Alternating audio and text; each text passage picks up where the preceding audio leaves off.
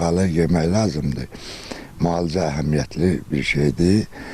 Yəni bunun kökündə, torpağın altında kökü də müalicə əhəmiyyətlidir. Gəlib yeyirik, məsələn, mədə bağarsan ağaya da xeyri çoxdur bunların.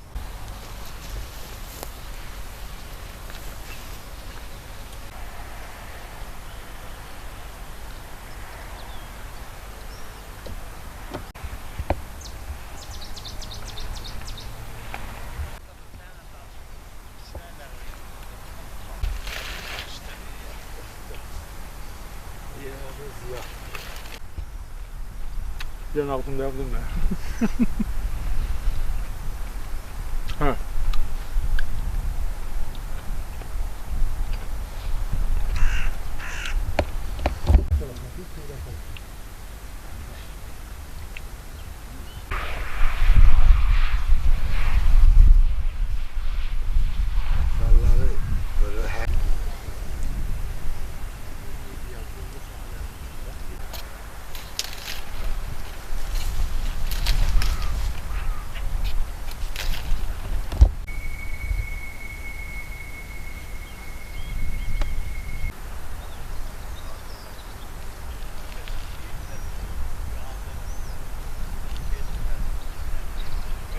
Mahmudov Əli Nərmanoğlu arada boş vaxtlarımızda gəlir qanqal yeməyə. Dədə-babalarımızdan qalıb bizə məsləhət kimi ki, qanqalı yemək lazımdır. Müalicə əhəmiyyətli bir şeydir. Yəni bunun kökündə, torpağın altında kökü də müalicə əhəmiyyətlidir. Ondan da istifadə eləmək lazımdır. Bir də ki, qanqalın toxumu var. O toxumu da qabaq nənə-babalarımız qorğa qoranda o toxumu yığırdılar. Qoşurdular o buğdaya, qorurdular, verirdilər, yeyirdik. İndi biraz gec-gec istifadə edirik. Amma lazımdır, tez istifadə eləmək lazımdır ki, sağlamlığa faydası var.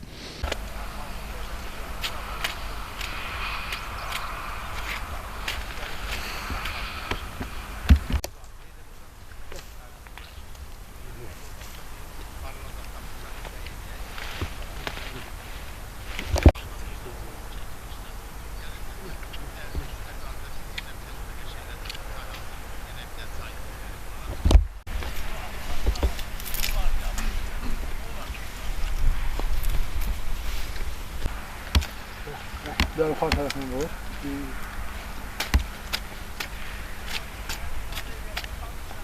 Kənd sakini Mahmudov Ali. Boş vaxtlarımızda gəlib qanqalı yeyirik. Yəni bu, belə deyək də, kətçi kimi, kətdə çox istifadə edirik bundan. Gəlib verəncə yeyirik. Həm müalicəvidir, həm də belə mövsümə uyğundur da. Yəni bu mövsümü budur. Gəlib yeyirik, məsələn, mədə bağarsan ağaya da xeyri çoxdur bunların. Beləncə də yeyirdik. Boş vaxtda gəlib beləncə soyulur, təmizlənir, yeyilir.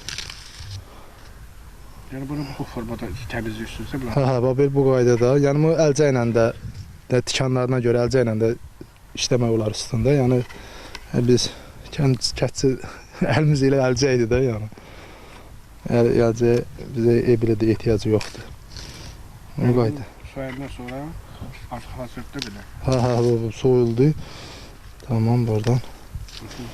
Bu qaydada. Qaydada təmizləyirsən, yeyirsən burada. Belə nə acı dadmır, nə şirin dadmır. Dadı belə meyxoşdur. Yeyirsən, yəni müalicəvi kimi ən çox istifadə olunur da belə. Yəni şirinliyinə kimsə gəlib yeyər, deyər, yox, bu şirindir, bu yeməli şeydir, bu belə filan. Yəni dadına görə elə də şeydir, yəni meyxoşdur. Müalicəvi kimi istifadə olunur belə.